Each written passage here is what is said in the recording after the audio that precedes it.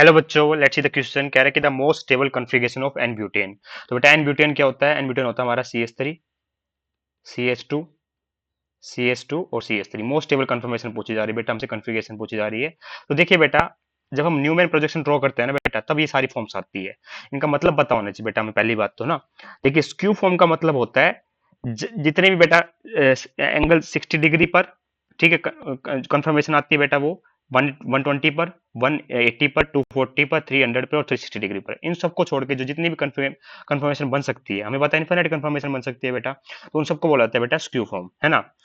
तो और दूसरी बात बेटा, अब इक्लिप्स फॉर्म की बात करें, जब बेटा एक एटम के पीछे जस्ट पीछे दूसरा एटम हो, ठीक है, तो उसको बोला जाता है बेटा हमारा जब 0 डिग्री एंगल हो बेटा, डाईहेड्रल एंगल क्या हो बेटा, 0 डिग्री हो, ठीक है, उसको बोला जाता है बेटा इक्लिप्स फॉर्म। ठीक है, अब बात करें बेटा गोच फॉर्म की।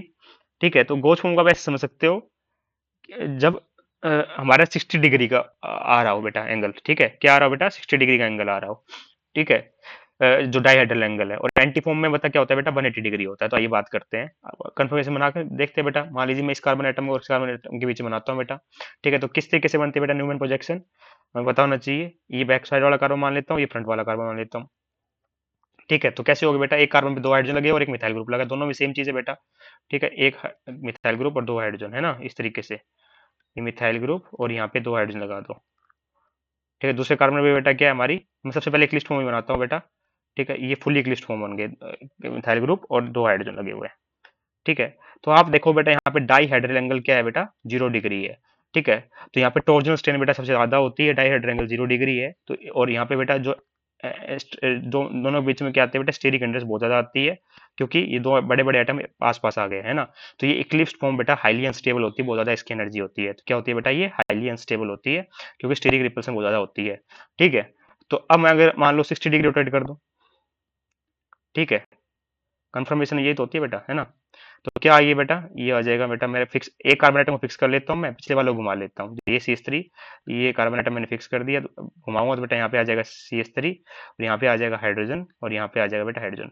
तो इस फॉर्म को बेटा आप बोलते हो जब ये दो बड़े ग्रुप बेटा एट 60 डिग्री एंगल पे आ गए हैं। देखिए स्टीरिक रिपल्सन थोड़ी कम हो गई है, मतलब ये मोस्ट स्टेबल फॉर्म है, बट डाई एंगल कितना है बेटा, 60 डिग्री है यहाँ पे, ठीक है। इस फॉर्म को बोला जाएगा बेटा यहाँ पे गोच फॉर्म, क्या बोला जाएगा, गोच फॉर्म बोला जाएगा, मतलब gauche form is most stable than eclipsed form, ठीक है। बात करें बेटा, अगर मैं इसको, अब मेरे को एंटी लाना है, तो टोटल कितना हो जाएगा बेटा, 60 डिग्री को घुमाऊंगा तो इसके यहाँ पे आएगा बेटा, ठीक है। एंटी का मतलब देखिए, अब समझिए, एंटी का मतलब हो जाएगा बेटा जब इस तरीके से इसको मैं फिक्स रख रहा हूँ, पिछली बार कार्बन आइटम के कार्बन ग्रुप के कार्बन आइटम के ग्रुप से क्या कर रहा हूँ बेटा, रोटेट कर रहा हूँ, तो सेम हो जाएगा बेटा। एंटी का मतलब देखिए, अब यहाँ पे CH3, यहाँ हाइड्रोजन और ये हाइड्रोजन, इसको बोला जाएगा बेटा एंटी फॉर्म।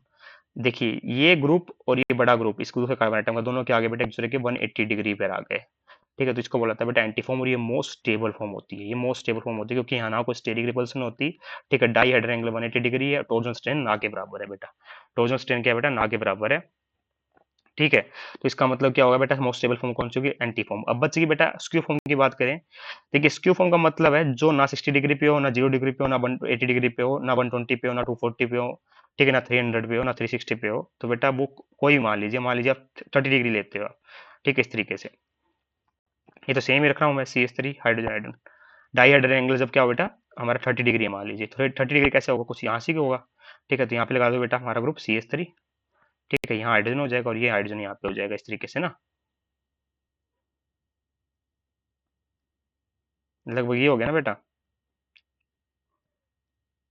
ये यहाँ पे होगा, रुक जाइए इसको ऐसे बनाते हैं ना, ये CH3 ग्रुप था, थोड़ा सा और घुमा दिया बेटा, ये 0 डिग्री था यहाँ पे, ठीक, 30 डिग्री घुमाया, यहाँ आया, ये 30 डिग्री कर दो इसको भी, ठीक है। ये हो जाएगा बेटा हमारा, यहाँ कर दो लगभग हाइड्रोजन, और ये हाइड्रोजन यहाँ पे कर दो, ठीक है। तो इसमें आप देखो बेटा कि 0 डिग्री से जो कम रिपल्सन होगी, क्योंकि एंगल थोड़ा सा बढ़ गया है, ठीक है। बट क्या ये ज्यादा स्टेबल होगा, एज स्टेबल होगा एज 180 डिग्री और 60 डिग्री, नहीं बेटा, ठीक है। तो इसका मतलब क्या होगा कि ये मोस्ट स्टेबल नहीं कहेंगे, क्योंकि यहाँ पे बेटा टॉर्जनल स्ट्रेन है, ठीक है, स्टेरिक इंटरेस्ट भी है दो ग्रुप के बीच में, हालांकि फुली इक्लिप्स जितनी नहीं है, तो इसका मतलब ये एंटी जितनी स्टेबल नहीं है। एंटी वाली क्या बेटा सबसे ज्यादा स्टेबल है, hence option number 4 is correct, क्योंकि वहां पे ना कोई टॉर्जनल स्ट्रेन है, ना कोई स्टेरिक इंटरेस्ट है। तो स्क्यू फॉर्म बेटा एक्लिप्स ज़्यादा स्टेबल है, ठीक है, गोच और एंटी से बेटा क्या कम स्टेबल है, ठीक है। तो इसका मतलब क्या आ गया बेटा, हमारा आंसर क्या आएगा, आंसर आएगा बेटा, वो भी जनरल बता रहा हूँ, इन जनरल, ठीक है, कोई हार्ड एंड फास्ट रूल नहीं है, और भी डिफरेंट फॉर्म्स होती है बेटा, कहीं ना कहीं क्या पता स्टेबिलिटी मिल सकती है, इन जनरल बोल रहा हूँ मैं। तो ऑप्शन नंबर 4 बेटा बिल्कुल करेक्ट हो जाएगा, एन ब्यूटेन के लिए मोस्ट स्टेबल फॉर्म होगी बेटा एंटी फॉर्म, ठीक है, ना स्क्यू होगी, ना एक्लिप्स होगी, ना गोच होगी, क्योंकि टॉर्जनल स्ट्रेन भी नहीं है, ना कोई स्टेरिक इंटरेस्ट वगैरह, ना कोई स्टेरिक रिपल्सन है, hence option number 4 is correct. I hope you understand the answer, thank you so much.